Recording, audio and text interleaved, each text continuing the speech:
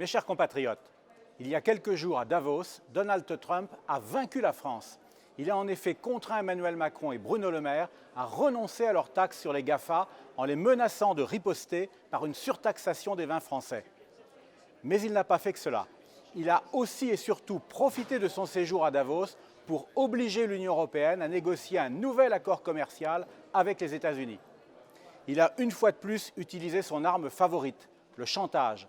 Il a en effet menacé Ursula von der Leyen d'instaurer une surtaxe de 25% sur les importations de voitures européennes aux États-Unis si elle refusait de négocier ce nouvel accord.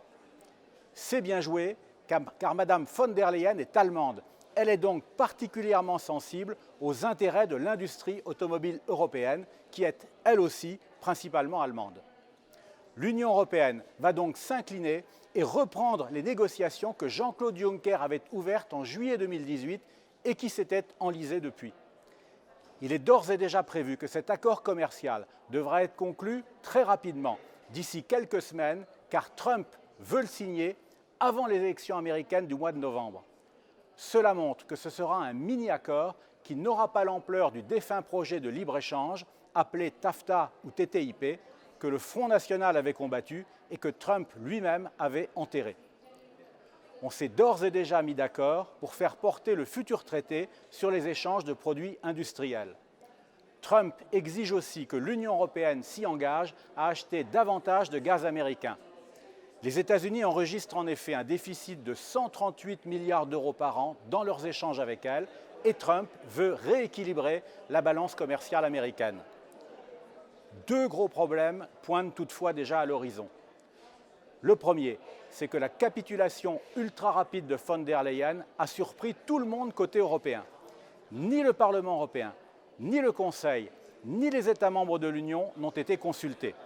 Elle a agi toute seule, avec le concours actif de Phil Hogan, le commissaire qui vient d'être nommé au commerce, après avoir saccagé l'agriculture européenne pendant 5 ans.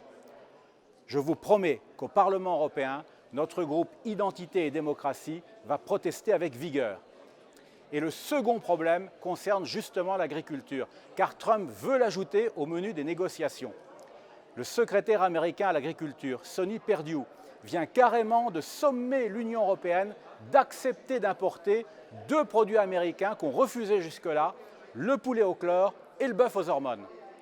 Il explique sans rire que le chlore utilisé n'est en réalité que du vinaigre et que le danger des hormones pour la santé des consommateurs est très exagéré.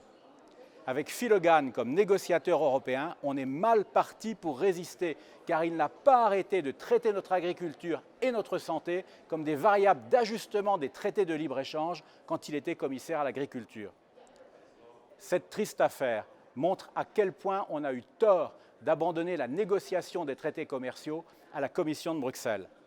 Il est impossible de compter sur des technocrates, même pas français, pour défendre les intérêts du peuple français. Cela confirme en définitive la justesse des analyses du Rassemblement national.